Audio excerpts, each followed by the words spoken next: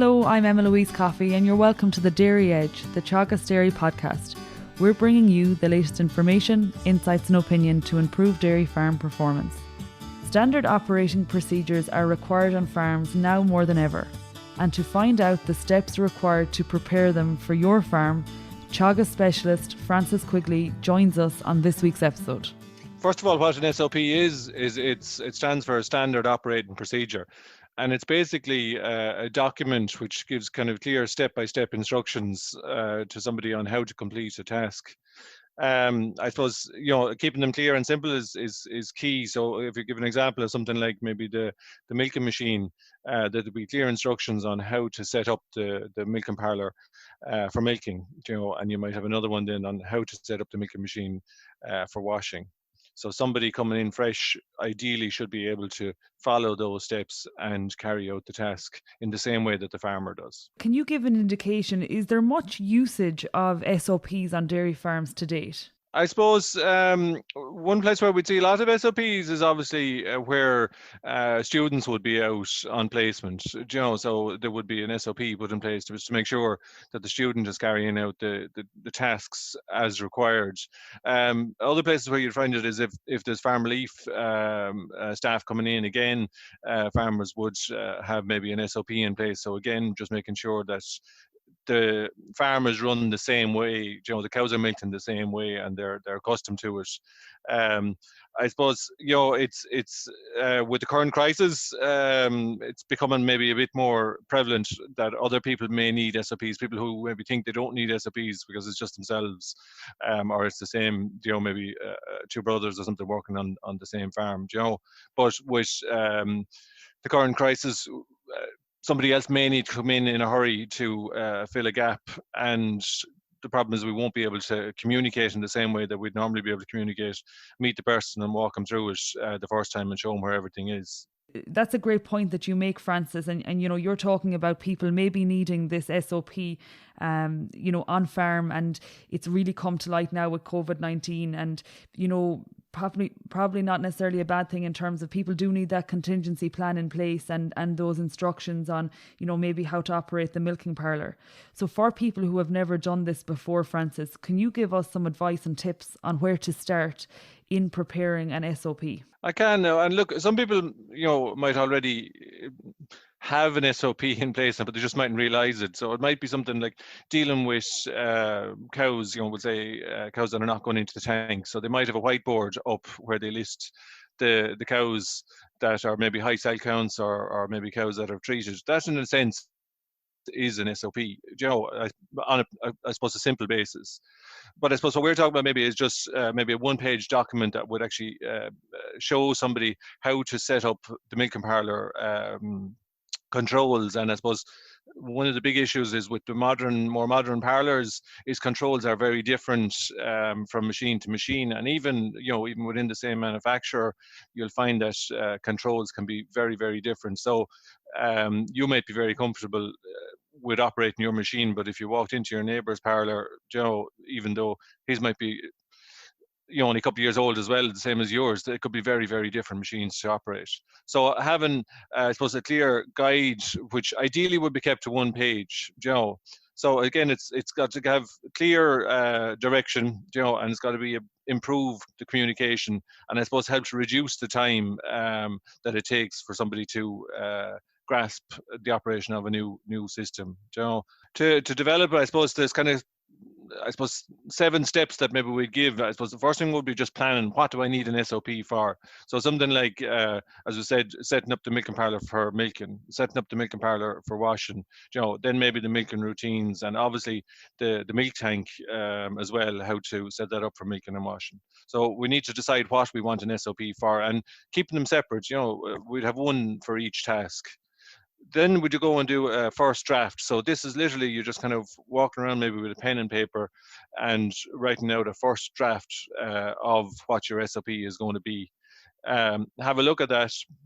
So it's kind of an internal review. So you're going to go back over it and see if you've included everything you needed to include in it. So you're reading it back to yourself. And you may find that you're going to have to add another bit to it, or maybe I can take out a bit or reduce a bit.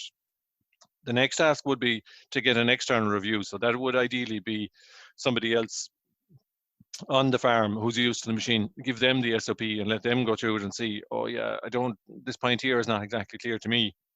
Maybe we should tweak that one a little bit, so you'd modify it again. And then I suppose once you're happy with that stage, that you have a reasonably good document, then the idea is supposed to test it on somebody who isn't familiar with the machine. So you'd actually give the sheet of paper or the document to somebody who isn't familiar with the machine and see how they interact with it and see, is it clear to them. And I suppose this is where, everybody is different. Some people will like text and some people will like a picture, so maybe a mix of both would be good, or if possible a video, would be another option. Just on other items that in around the parlour that need to be clearly identified is just even the various drums of chemicals. So things like T-tip, wash, and acid.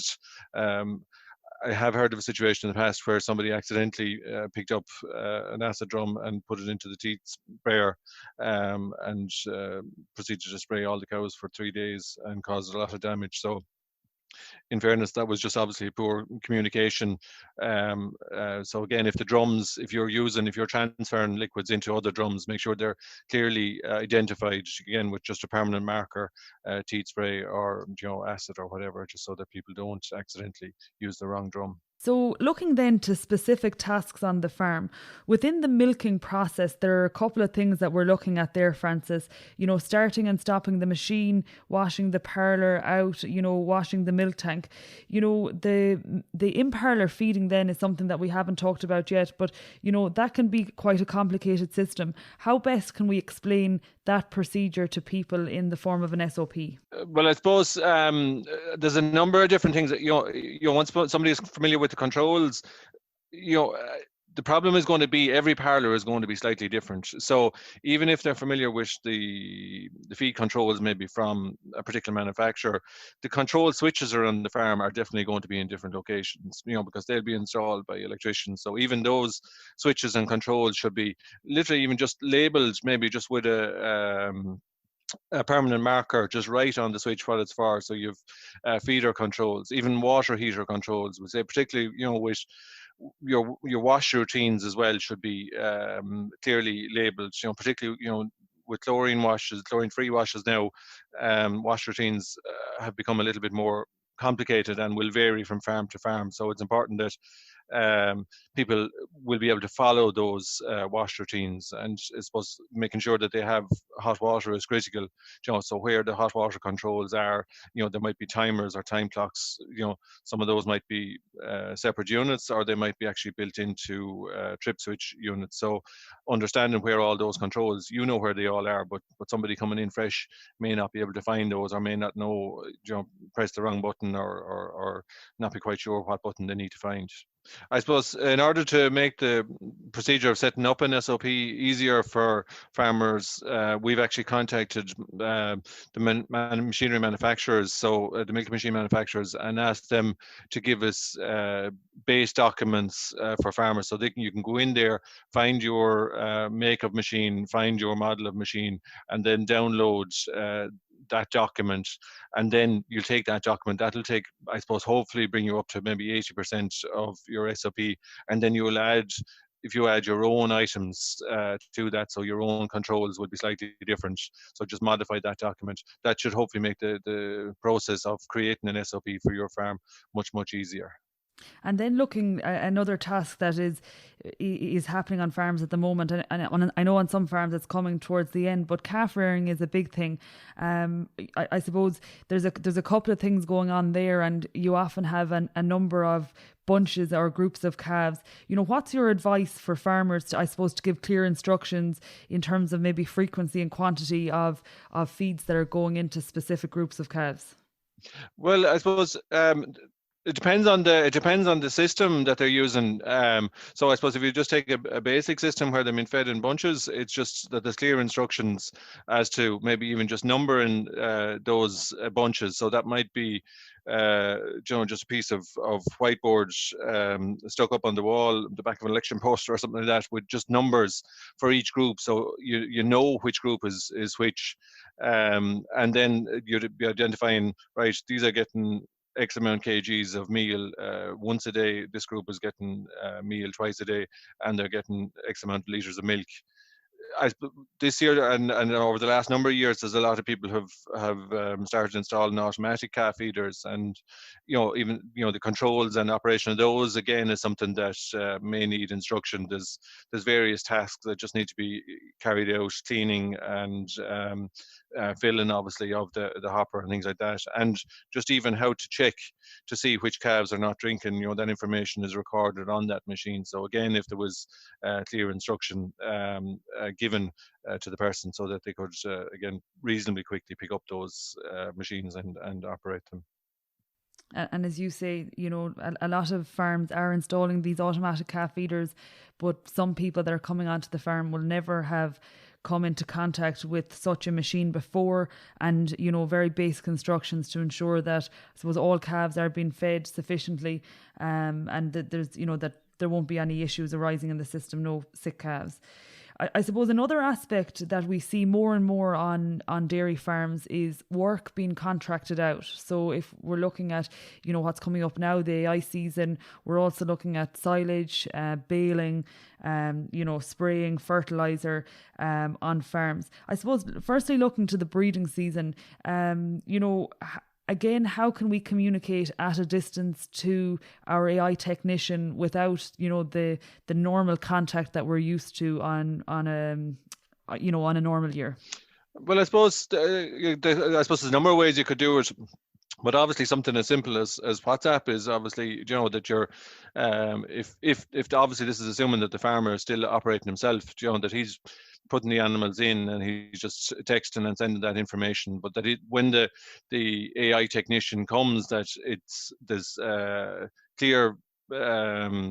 He's not going out standing beside him, that everything is ready, that the facilities are suitable for one man to operate, and safe for one man to operate, is going to be critical as well.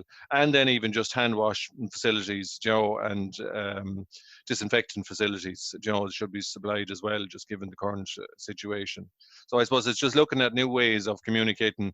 You might be used to meeting these guys, even the contractors. I see, some of those are actually putting a sticker on the window of the tractor. So obviously normally the contractor would arrive in and he might get down at the tractor for a quick chat, but they're trying to avoid that contact as well, because they're moving from farm to farm. And so some of them have actually have a sticker on the window with the driver's number. So literally when the driver arrives, that you would be able to ring that driver, his number is written there and his name, and you can give him instruction as to where to go. So you don't have to you have the face-to-face contact. And I guess another simple piece for the breeding, the ICBF do provide breeding charts. So where you've completed sire advice, they'll have the number of the cow and the suggested bull for them. With the contractor then, what sort of merit do you see in the farm map for contractors coming in and out of the farm, Francis? Having a clear farm map, for any, whether it's the contractor or even somebody coming in, milking, so that they know where the animals are going, and ideally if you had a copy of it on the phone as well, that you could maybe take a photo of it and drop an X onto the fields. It's a good way of communicating. I've even seen farmers in the past, who have staff, they'll actually zoom in on the particular field and send it on to maybe the farm staff with a line across the field that they draw, just to show where the fence goes up. So there's very clear communication as to where the fence in the field. So there's loads of tools and techniques that we can use to improve or change the way we communicate, I suppose, and maybe improve it. There might be things that will stay with us long term. So I think, look, Francis, we've gotten, a really good picture from chatting to you over the last few minutes in terms of you're talking about the tools and techniques. And I think this is a really good opportunity to iron out, the opportunity for a lack of understanding and mistakes within the system. And things would generally run more smoothly where you have the instructions in place. I suppose looking at a broader picture and looking across a longer period than, say, a week or so, how can we prepare the farm, if we were gone for a month or two, looking, I suppose, longer term at the tasks that need to be carried out on the farm and, how we can make sure that is done effectively. Yeah, I suppose, look, even things like fertilizer spreading now, I suppose in a lot of cases, even if you take silage ground or things like that, if you were knocked out for a period of time, does somebody know what fields you intend locking up for silage? When you intend spreading the fertilizer, the slurry might be gone out at this stage already. But there's obviously a whole range of tasks, and maybe even just a calendar of those tasks. Just looking ahead, that you'd have those recorded, so that somebody else could reasonably quickly pick up and say, oh yeah, the intention was to work with these fields, maybe to reseed these fields, so that there's a clear, I suppose, maybe a broader set of goals. Now they'll obviously change, as the season goes on, but they'll be useful for yourself just as a list of tasks anyway, just to keep them managed. But they would be very useful for somebody else who has to come in and try and manage the farm for a longer term. And I think that's a really, really good point, Francis, and maybe something that people haven't looked at. But I mean, there is a long-term view in terms of what happens on farms, and I think it's very similar to something that Nollaig Heffernan would have spoken about before. By and large, your cows start calving at the same time every year, and your calving season is the same, and similar with the breeding season. You cut your silage at the same time every year, and it's no harm to have a 12-month map of the 12-month calendar and have it laid out for the farm, and demonstrate when those jobs are going to happen, because if you can't do them, somebody else will have to do them, and it's no harm that they have those in front of them. I suppose then a final point then, Francis, I've seen something on farms that I think is really useful, but I don't see it on every farm, and that would be a list of contacts. Now, some people call them emergency contacts, but it's a list of relevant people that if something went wrong for a certain aspect of the business, who do I call? I suppose from your perspective, who are the important people to have on that list? Well, I suppose, ideally, one of the first people that might be on that list is a contact family member, whoever that may be. Obviously, in most cases, it's going to be the farmer, but obviously a backup person, should that person be knocked out for whatever reason. The vet, obviously. From the milking machine controls and even the milking machine maintenance, the milking machine technicians will be able to provide somebody coming in clear guidance on the actual main controls on the machine, or if something needs repair or servicing, they'll be able to deal with that. So, it's important to have those on the list as well. The milk lorry driver as well, so for, if, for whatever reason, maybe the wrong cow was milked into the tank or something like that, or if there was, going to be a delay or something, for whatever reason, if they could contact them just to as well, would be another person worth having on the list.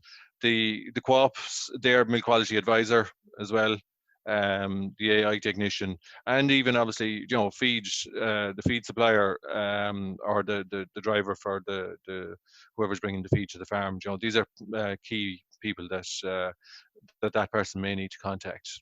So having those on a list inside in the dairy, would be very useful.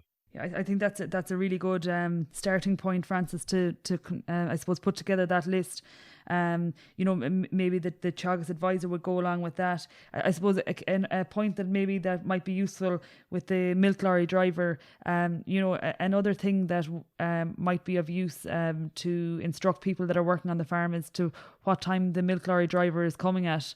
And to make sure that milking times work around that I suppose they're not arriving while you're in the middle of milking. So, that might be a key point. Maybe something else that you could add to the list of emergency contacts would be your air code.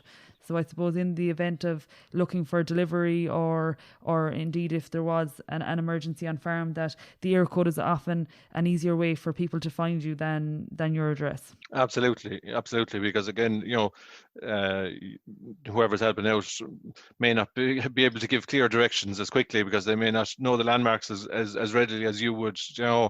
That's really great, Francis. I'd like to thank you for all your advice and tips. I think we've gotten clear instruction on how farmers can, I suppose, start the process of creating SOPs for the farm, laying them out. And I also would recommend that they go onto the Teagasc website and type in dairy SOP. You've created some guidelines there, and maybe that's a simple blueprint or a starting point for farmers to get going for their own specific circumstances. Thank you, Francis. Okay, thank you. That's it for this week's episode of the Dairy Edge podcast, and my thanks to Francis Quigley for joining me on this week's show. Don't forget to rate, review and subscribe to the podcast. You can listen on Apple and Google Podcasts as well as Spotify, and for more information go to the Teagasc website at teagasc.ie. I'm Emma-Louise Coffey, and join me next time for your Dairy Edge.